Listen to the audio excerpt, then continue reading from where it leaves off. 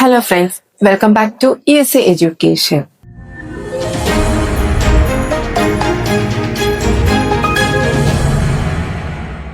Plus two കഴിഞ്ഞ് engineer എടുക്കുമ്പോൾ എല്ലാവരും പറയുന്ന ഒരു സെന്റൻസ് ഉണ്ട്. കമ്പ്യൂട്ടർ സയൻസ് കിട്ടിയില്ല എങ്കിൽ ഇൻഫർമേഷൻ ടെക്നോളജി നോക്കാം. സത്യം പറഞ്ഞാൽ IT ഒരു സെക്കൻഡ് ഓപ്ഷൻ ആണോ? അതിന് വാല്യൂ കുറവാണോ? ജോബ് ഓപ്പർച്യൂണിറ്റീസ് കുറവാണോ? ഇന്ന് നമുക്ക് ബിടെക് ഇൻഫർമേഷൻ ടെക്നോളജിയെ കുറിച്ച് ഡീറ്റെയിൽ ആയിട്ട് നോക്കാം. എന്താണ് ഇൻഫർമേഷൻ ടെക്നോളജി?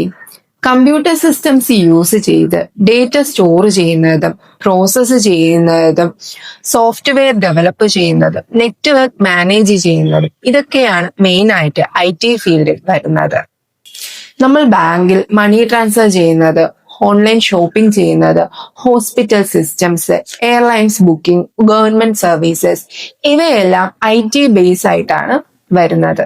4 വർഷം ഡ്യൂറേഷൻ വരുന്ന ഒരു പ്രൊഫഷണൽ കോഴ്സ് ആണ് ബിടെക് ഇൻഫർമേഷൻ ടെക്നോളജി. പ്ലസ് ടുവിൽ സയൻസ് സ്ട്രീമിൽ മാത്സ്, ഫിസിക്സ്, കെമിസ്ട്രിയിൽ 50% ഒരു സ്റ്റുഡൻസിന് ഈ കോഴ്സിൽ അപ്ലൈ ചെയ്യാവുന്നതാണ്. കേരളത്തിൽ അഡ്മിഷൻ നോക്കുന്നവർ ഉറപ്പായിട്ടും കീമിന്റെ entrance exam എഴുതിയിരിക്കണം.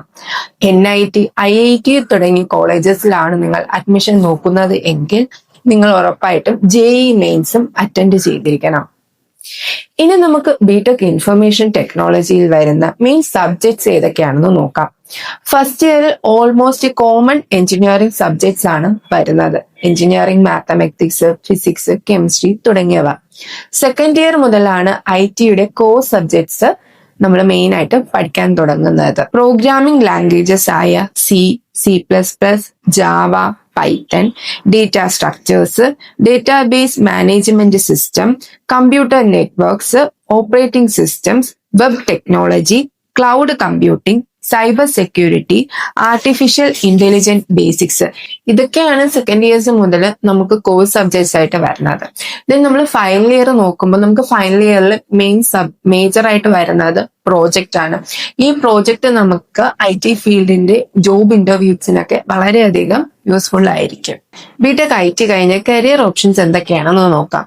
Software development companies, web and app development firms, banks and financial sector, hospital and health tech, MNC companies, airlines and logistics തുടങ്ങിയ ഇടങ്ങളിൽ software engineer, web developer, mobile app developer, system engineer, network administrator, data analyst, cyber security analyst, cloud engineer തുടങ്ങിയ job റോൾസിൽ work ചെയ്യാൻ സാധിക്കും. BTech IT graduate ആയിട്ടുള്ള ഒരു സ്റ്റുഡന്റിന് private jobs മാത്രമല്ല government ജോബ്സിലും opportunities അനവധിയുണ്ട്.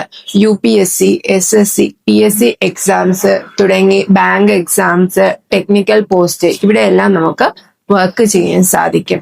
BTech IT കഴിഞ്ഞതിന് ശേഷം ഇനി ഹയർ സ്റ്റഡീസ് ആണ് നോക്കുന്നതെങ്കിൽ MTech, MBA, MS in abroad, data science or AI specialisation, cyber security courses ഒക്കെ നമുക്ക് അവൈലബിൾ ആയിട്ട് ഉണ്ട്. ഡിജിറ്റൽ വേൾഡ് എക്സ്പാൻഡ് ആയിക്കൊണ്ടിരിക്കുകയാണ്. AI, robotics, big data, cyber security, cloud തുടങ്ങിയവയെല്ലാം ഫ്യൂച്ചർ ടെക്നോളജീസ് ആണ്.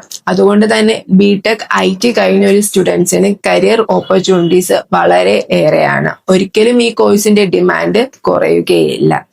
സോ ഈ കോഴ്സിനെ കുറിച്ചോ കോളേജസിനെ കുറിച്ചോ ഒക്കെ കൂടുതൽ ഡീറ്റെയിൽസ് അറിയണമെന്നുണ്ടെങ്കിൽ താഴെ കാണുന്ന നമ്പറിൽ നിങ്ങൾക്ക് കോൺടാക്ട് ചെയ്യാവുന്നതാണ്. സോ നെക്സ്റ്റ് വീഡിയോയിൽ കാണുന്നത് വരെ താങ്ക് യു.